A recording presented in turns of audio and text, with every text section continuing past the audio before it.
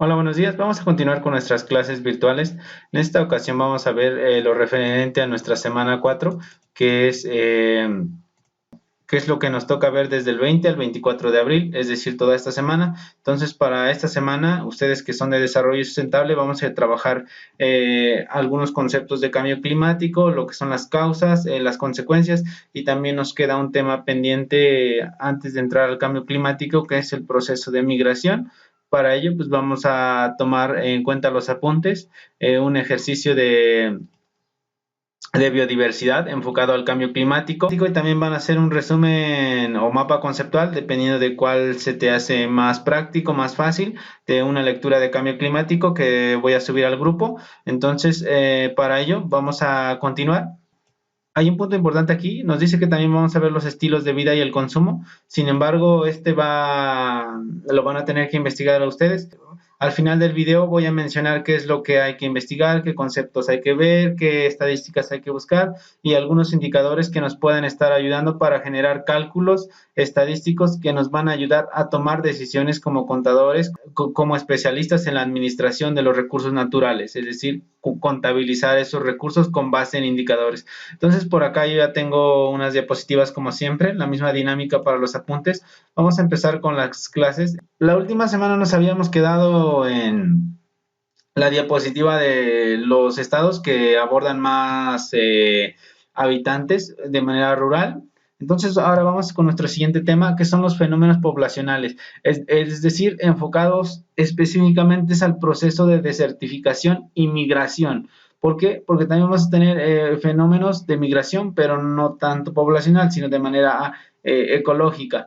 Vamos a adentrarnos un poco al tema. Aquí vamos a ver que esos fenómenos poblacionales van a estar asociados con ciertas actividades, ciertos factores y también ciertos medios. Por ejemplo, tú vas a tener fenómenos poblacionales asociados a la agricultura. ¿Por qué? Porque cuando a lo mejor tienes una zona, un cultivo en una zona desértica o con presencia de sequía, te va a orillar a tomar decisiones críticas como es emigrar a otra fuente de economía, porque si hay una sequía en ese lugar, tu agricultura ya no te va a dar ese sustento para la vida, ese sustento para sobrevivir. Otro punto es que va a estar asociado con el comercio, los servicios y la industria. Estos tres podría estar asociados en uno solo.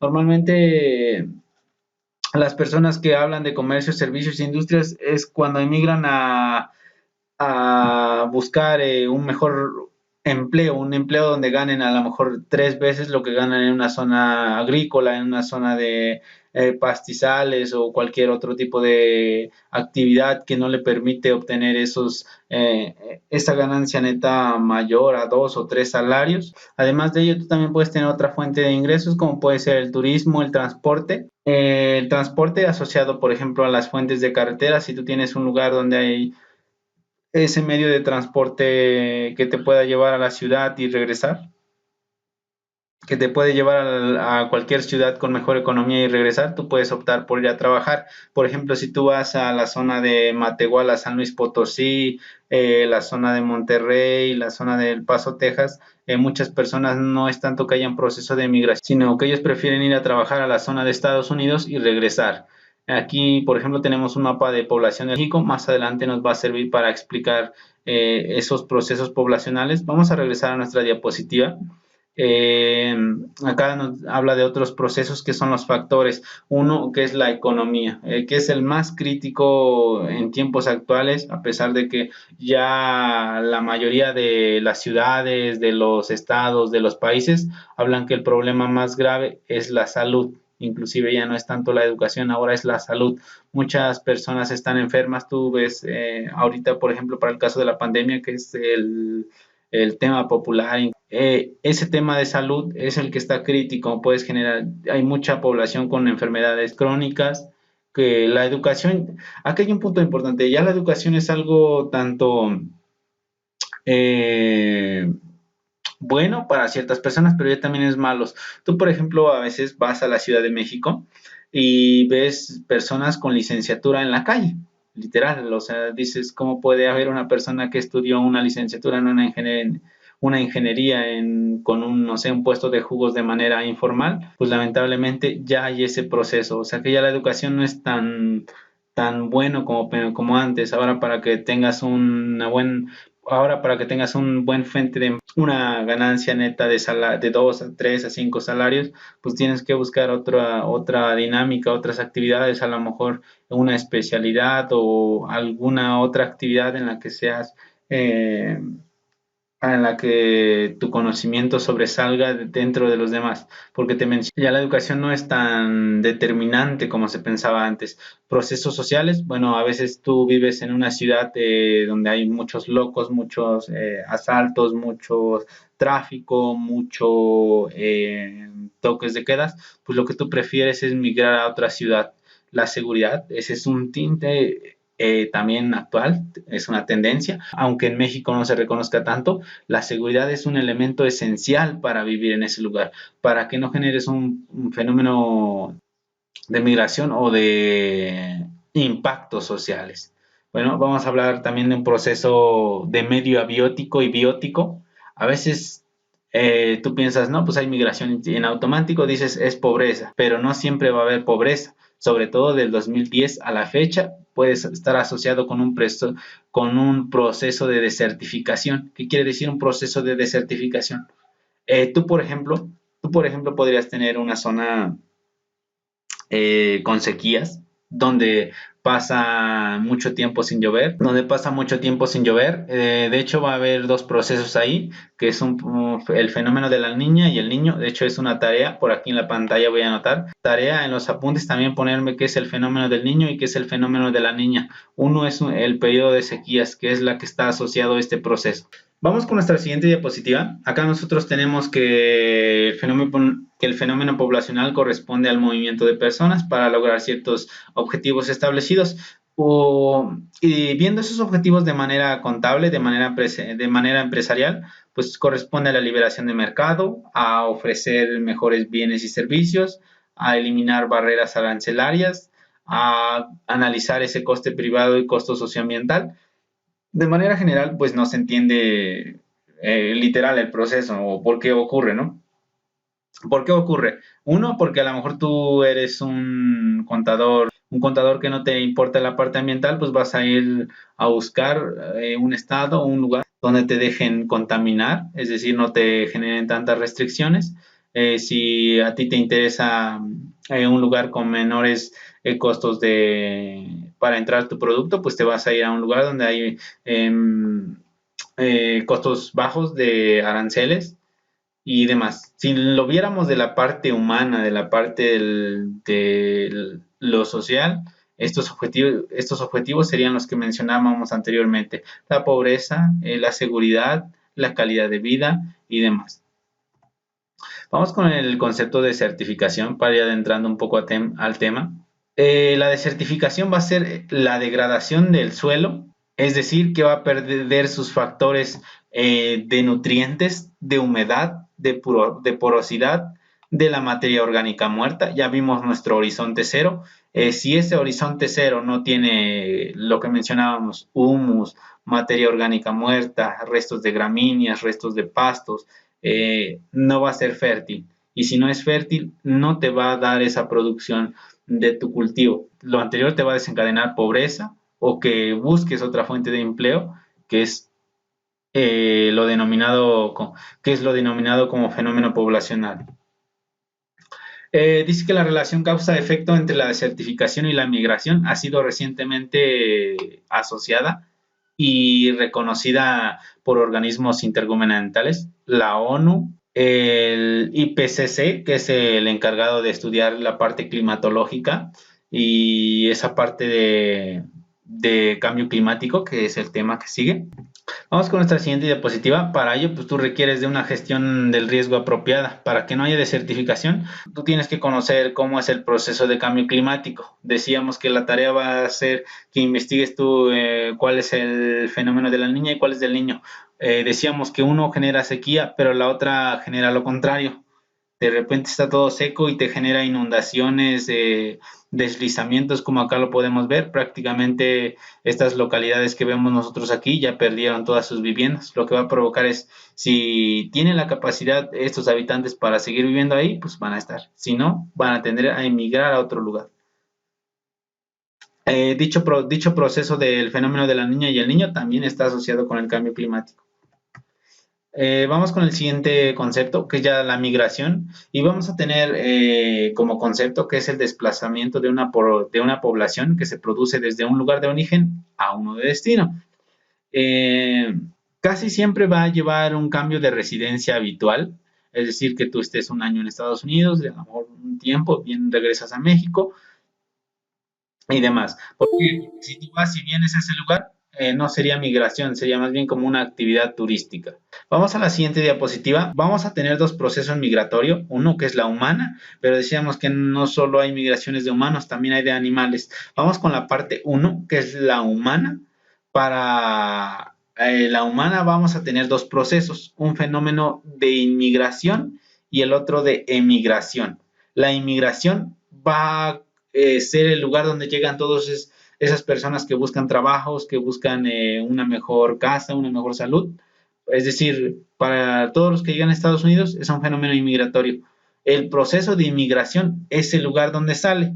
Por ejemplo, Oaxaca, Michoacán, Aculco o cualquier otro lugar donde esas personas están saliendo. Vamos con la parte 2, que es la migración animal. A veces por cambio climático, por sequía, de incendios forestales, de deforestación, por ejemplo en la parte de Cancún, la parte de los manglares donde se están deforestando, pues muchas especies ya no tienen ese lugar donde es apto para vivir, pues tienen que buscar otro lugar donde sí consigan sus alimentos, donde vivan a una temperatura adecuada y demás. Regresamos a ese tema uno que es enfocado hacia la parte humana, hacia la parte poblacional de nosotros como humanos. Decíamos que algunos salen por inundaciones, por huracán, por escasez de agua, desertificación progresiva, por procesos medioambientales, que eran esos procesos de desertificación que mencionábamos. Vamos con la siguiente diapositiva. Acá tenemos ese enfoque económico que nos dice que con el tiempo muchas personas han ido emigrando por esa cuestión, por ese tinte económico. Acá nosotros tenemos un ejemplo de migrantes que sí regresan cada año, cada 5 años, en este caso enfocándonos a datos del CONAPO, que nos dice que la mayoría de inmigrantes todavía tiene que regresar algún tiempo en su lugar de salida. Aquí vemos cómo esas gráficas son mayores a diferencia de este rango de edad, que ya en este rango de edad ya que es como que la adolescencia, y inclusive ustedes están todavía en el límite. Esos migrantes que, por ejemplo, se fueron a Estados Unidos a esta edad ya difícilmente va a regresar a su lugar de origen porque pues allá encuentran las mejores condiciones de vida. Acá tenemos los estados con alto índice de migración, corresponden a Zacatecas, Guanajuato, Michoacán, Nayarit, y acá tenemos los mínimos, que son Puebla, Tlaxcala. Vamos a hacer nuestra imagen más grande, que es Tlaxcala, Chihuahua, Baja California, Sonora, Tamaulipas y Sinaloa. Y bien, decíamos que esos procesos de migración también están asociados a la parte ambiental, a la parte natural. Esa parte natural está asociada al cambio climático. Vamos con el siguiente tema, que es el cambio climático, las causas y las consecuencias. Para hablar de cambio climático vamos a tener dos conceptos que se parecen, sin embargo no son lo mismo. Tenemos por un lado el cambio climático como tal y tenemos como segundo concepto la variación climática. Vamos a entender al cambio climático como un proceso en donde la temperatura, la humedad, la precipitación, las sequías, la aridez modifican al relieve terrestre de manera global. Es decir, si hay una modificación de la temperatura de esta zona de África, que es donde estamos viendo en la pantalla, esa modificación de temperatura a lo mejor de 2 grados tendría que modificar gran parte del planeta para que se le pueda denominar cambio climático.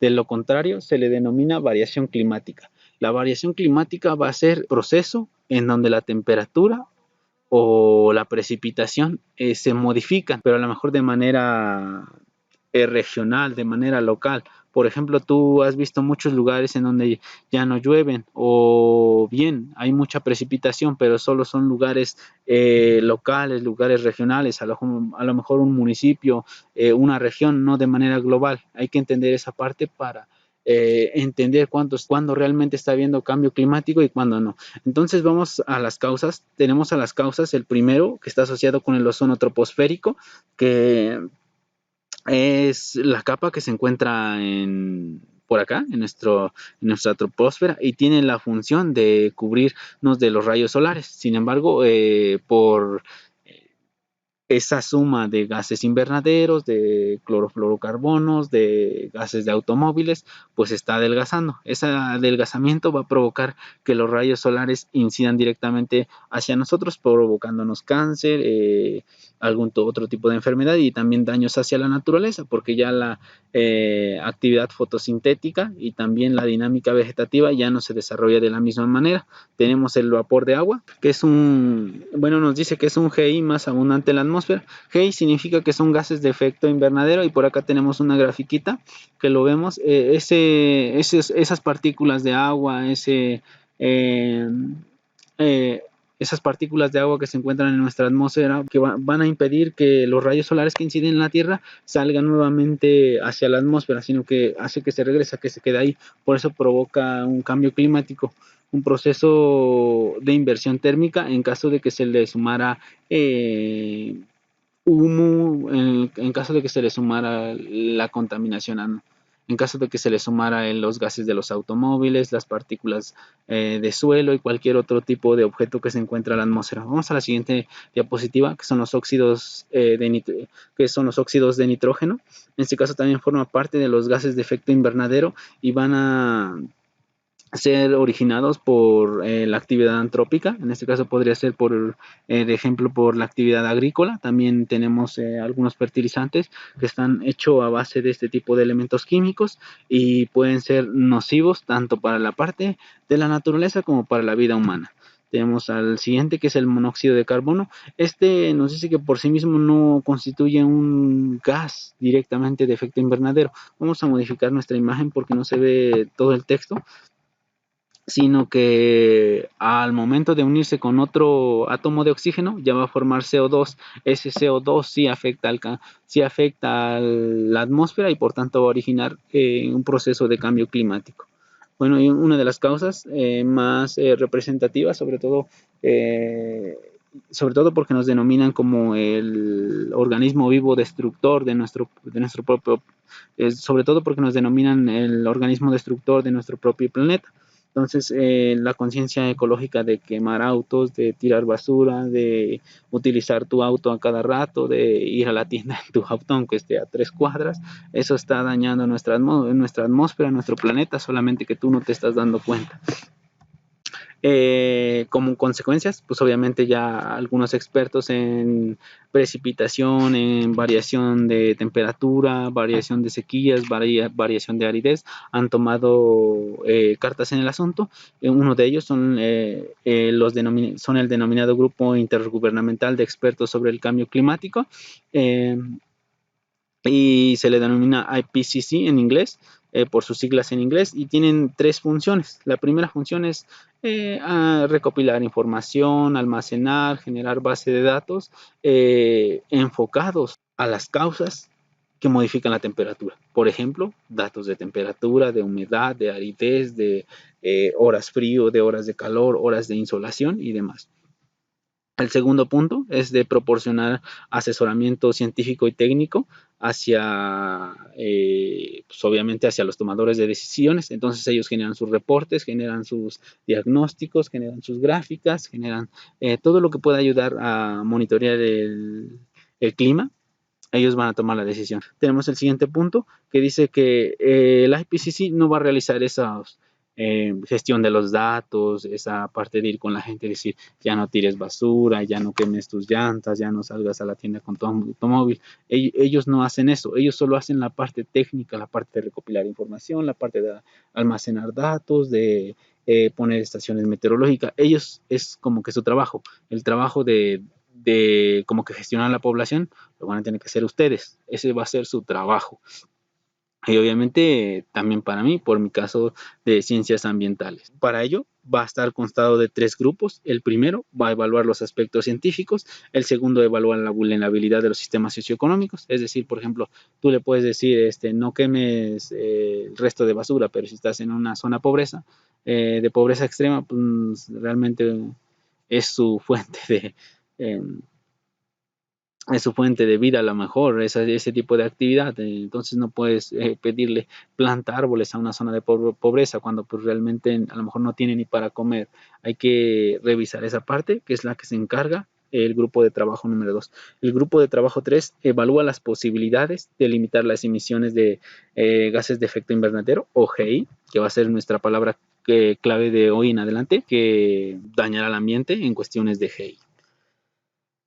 Vamos a la siguiente diapositiva. Acá tenemos una grafiquita donde nos dice cómo ha sido la modificación del cambio climático. Acá tenemos una grafiquita donde nos dice cómo ha sido nuestra temperatura de nuestro planeta. Yo sé que por ahí del 1900 estábamos ahí como que, imaginemos que con una temperatura de 15 grados, más o menos para el 2000, incrementó va acá 0.2 grados, incrementó 0.6, entonces serían 15.6 grados. Ahorita al 2020 vemos que esa tendencia es de manera exponencial. Ya creció otro 0.4, serían 16.2 en relación a nuestro ejemplo que estamos trabajando. Por acá en la pantalla lo pongo. Y vemos que esa tendencia, si no hacemos nada, que es lo que realmente va a pasar, porque como humanos no sabemos tomar conciencia, no sabemos cuidar nuestro planeta, vemos que esa gráfica, en vez de que se vuelva una gráfica lineal, es decir, constante, se va a hacer de manera exponencial, por ejemplo, como con el COVID. El COVID también vemos que incrementaba 2 infectados, 3 infectados, 4 infectados, de repente saltó a 30 infectados, 60 infectados, 100 infectados y ahora va a cada 700, 900 infectados por día, más o menos es esa relación. Acá vemos cómo ha cambiado nuestro planeta. Ya nuestras selvas, por ejemplo, ya no son lo mismo de antes. Y nos dice que para el 2090 al 2099 va a estar peor todavía. Imagínense ya nuestro planeta sin árboles, con unas temperaturas críticas que realmente seguramente la vegetación va a ser mínima, pocos animales, poca fauna y demás. Bueno, el incremento de esas consecuencias críticas que vamos a tener va a hacer que el CO2 va a acidificar el océano, y si lo acidifica, pues ya no va a tener muchos animales acuáticos, así literal. Del 20 al 30% de las especies estarán extintas, inclusive si ese incremento apenas de 1.5 grados. Los cultivos, algunos cultivos que tenías ya van a desaparecer, ya no se va a dar, o la fruta va a dar muy chiquita o hay que generar un invernadero porque ya no va a haber esa producción. Si tú vas a San Luis, por ejemplo, ya el cultivo de caña de azúcar ya no es tan en producción en masa como antes, ahora ya es por poquito.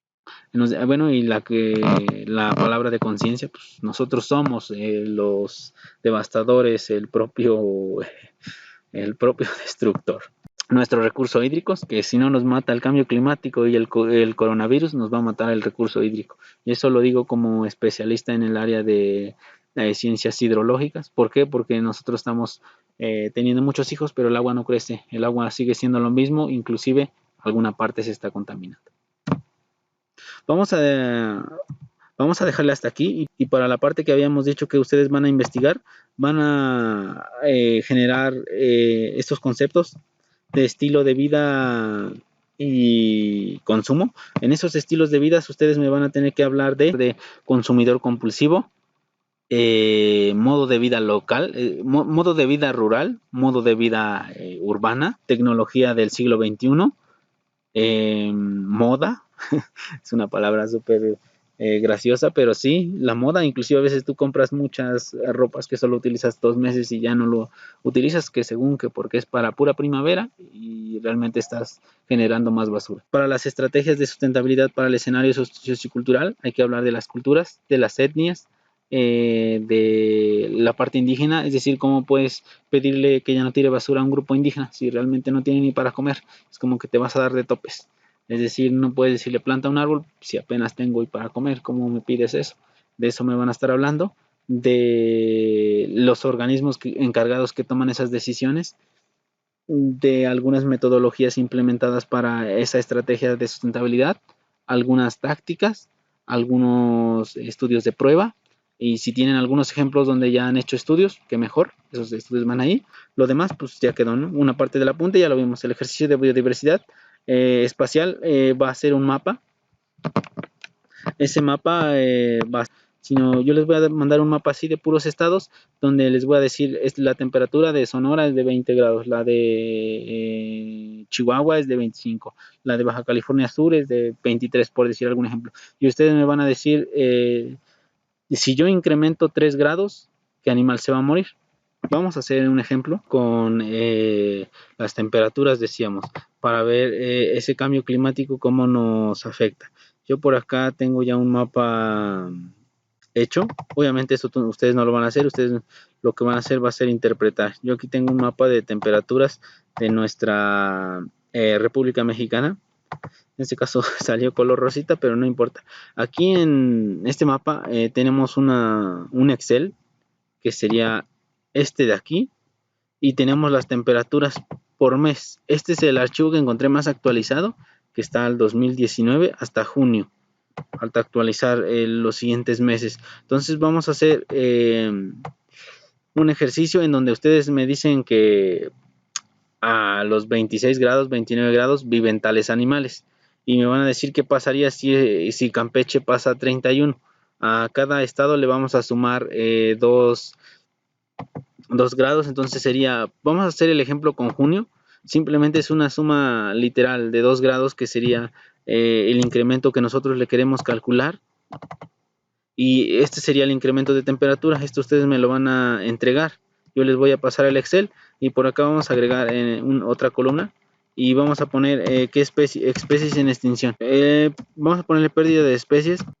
Y ustedes en esta barra de pérdida de especies me van a decir, no, pues se van a morir las serpientes, los reptiles. Para Baja California a lo mejor va a llegar más aves porque la temperatura va a ser más ad hoc. Ustedes me van a decir eso. Esos resultados me lo van a anotar en este mapa, que sería más o menos así. Les decía, yo aquí también tengo los mismos datos de temperatura de junio. Por ejemplo, si yo arrastro hacia acá, tengo la temperatura para junio. Aquí está. Voy a representar esa temperatura para cada estado, para que se vea. Aquí bueno, esto no lo van a hacer ustedes.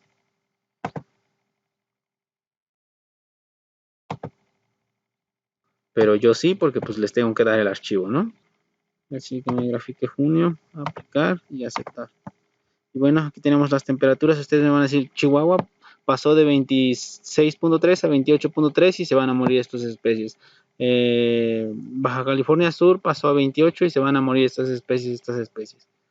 Sobre todo para la parte ambiental. Ya hicieron pronósticos con empresas, qué empresas podrían desaparecer, pero pues ahora vamos a hacer qué animales van a desaparecer con el cambio climático. Nuestra predicción de incremento de 2 grados va a ser para el 2060. Ustedes más o menos súmense otros 40 años y va a ser cuando esos 2 grados va a llegar a nuestra realidad. Por ejemplo, para Culco, que estamos aproximadamente 25, vamos a tener 27 grados. Y esto es una tendencia real, ya lo demuestran a nivel tanto estadística como matemática espacial, y acá lo estamos viendo. Acá lo estamos viendo. Y bien, pues eso sería todo por esta semana. No olviden sus trabajos. Hasta la próxima.